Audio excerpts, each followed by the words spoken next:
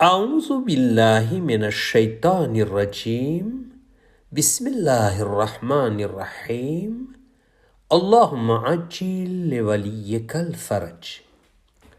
हज़रत अमीरुल मोमिनीन अली इब्न अबी तालिब अलैहिस्सलातु वस्सलाम नहजुल बलागाની અંદર હિકમત નંબર 175માં ઇરશાદ ફરમાવે છે કે જ્યારે કોઈ વસ્તુથી વધારે ડર લાગે તો તેમાં કૂદી પડો, કેમ કે તેના વિશે દિલમાં ડરનો અહેસાસ થવો તે અસલ ડરથી પણ વધારે તકલીફ આપે છે.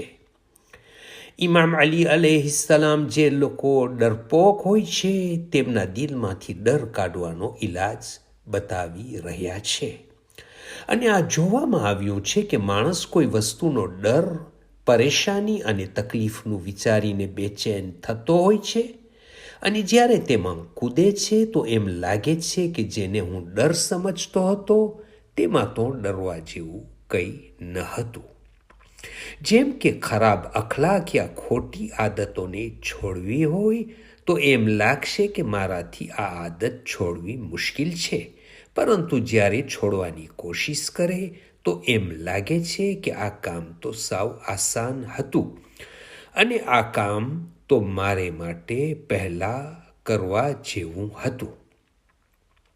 આ તો એક મિસાલ હતો, પરંતુ આપણી જિંદગીમાં આવો જગ્યા સમય આવતો હોય છે. એ જ પ્રમાણે કોઈ બીમારીમાં ઓપરેશન કરવું વગેરે ભારે અને મોટું લાગતું હોય, પરંતુ જ્યારે ઓપરેશન થઈ જાય તો એ આસાની લાગે છે. બાળકો ભણવા માટે કોઈ વિષય અઘરો લાગતો હોય, પરંતુ જ્યારે તેને સમજવાની કોશિશ કરે તો એ આસાન લાગે છે. શેખ સાદી ગુલિસ્તાન કિતાબમાં એક ખૂબસૂરત વાર્તા લખે છે. એક વખત એક રાજા પોતાના ગુલામની સાથે હોડીમાં સફર માટે નીકળ્યો. રસ્તામાં જ્યારે પાણી વધારે દેખાયું તો તે ગુલામ ડરના લીધે રાડો પાડવા લાગ્યો. લોકો સમજાવતા રહ્યા, પરંતુ તેનો અવાજ બંધ થતો ન હતો. તે ગુલામ પહેલી વખત બેઠો હતો, તેથી તેને ડર લાગતો હતો. રાજા અને બીજા લોકો પણ કંટાળી ગયા હતા. લોકોમાં એક હોશિયાર માણસ હતો. તે રાજા પાસેથી રજા લીધી કે હું આનો ઈલાજ કરી શકું છું, તમને જો કંઈ વાંધો ન હોય તો.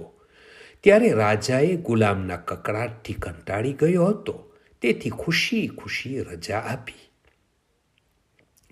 તે હોશિયાર માણસ બીજાઓના મદદથી તે ગુલામને વહેતા પાણીમાં પગ પકડીને ઊંધો લટકાવી દીધો. ક્યારેક આગળ તો ક્યારેક પાછળ તેને કરતો રહ્યો. ગુલામ વધારે જોરથી રાડો નાખવા લાગ્યો કે બચાવો. અમુક સમય પછી જ્યારે તેને પાણીમાંથી કાઢ્યો તો તે ગુલામ ચૂપચાપ શાંતિથી ખૂણામાં બેસી ગયો. રાજા અજબ થઈને પૂછ્યો કે આમાં શું રાઝ છુપાયેલું છે કે તે ચૂપ થઈ ગયો. હોશિયાર માણસે કહ્યું કે આ ગુલામ પાણીમાં ડૂબવાના પ્રસંગને કોઈ દિવસ અહેસાસ કર્યો ન હતો. તેના દિલમાં મોટો ડર હતો.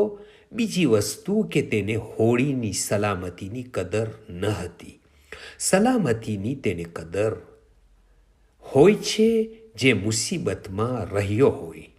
જ્યારે આ દરિયાની મુસીબત અંદર પડીને અહેસાસ કર્યો તો તેને લાગ્યું કે ખરેખર હોડીમાં સલામતી છે.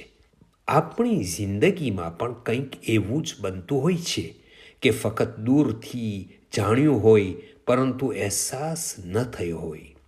તો ફક્ત ડરતા હોય છે, જેના લીધે મોટા કામોમાં રૂકાવટ આવે છે અને કામયાબ નથી થતો. ઉપરના બયાનનો મતલબ બિલકુલ એ નથી કે માલુમાત હાંસિલ કર્યા વગર પોતાને ખતરામાં નાખી દે, બલકે નાના ડર જે તરક્કી હાંસિલ કરવામાં રૂકાવટ બનતા હોય છે તેને પોતાના અંદરથી આ મુજબ દૂર કરી શકાય, જેથી આગળ વધી શકાય. اللهم صل على محمد وآل Muhammad وعجل فرجهم. From Fountain of Ahlul Bayt alayhim salam.